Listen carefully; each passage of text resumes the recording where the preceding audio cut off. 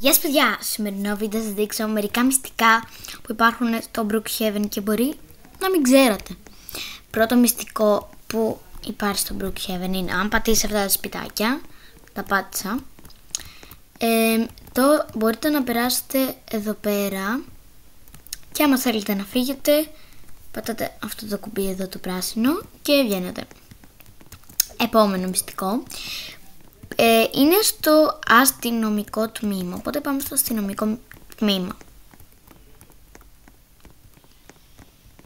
Λοιπόν, είναι στο δεύτερο όροφο, δηλαδή, όχι στο δεύτερο όροφο, στην ταράτσα.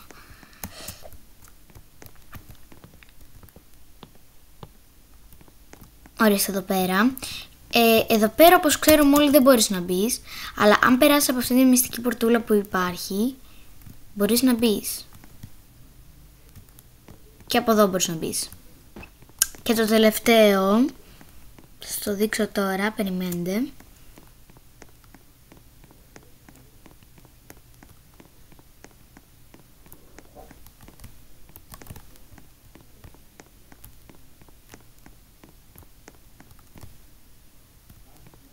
Αν πάτε εδώ πέρα και πάτε πάνω από το σκελετό και μπορείτε να περάσετε από το τοίχο. Ωραία. Και κάτι ακόμη, εδώ πέρα κάτω από το τραπεζάκι υπάρχει ένα κουτί. Θα σας δείξω τώρα πώς μπορείτε να το πάρετε. Δείτε πώς να το πάρεις. Έχει εδώ το κουμπί, το βλέπετε ελπίζω. Και μπορείτε να το πατήσετε. Περιμένετε τώρα γιατί εγώ δεν είμαι πολύ καλή σε αυτό το πράγμα. Να σας βγάλει σε ένα άλλο δωμάτιο. Να το κουμπί. Δείστε. Να το δωμάτιο, το άλλο.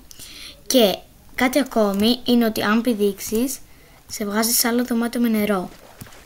Αυτά ήταν τα 3 μυστικά.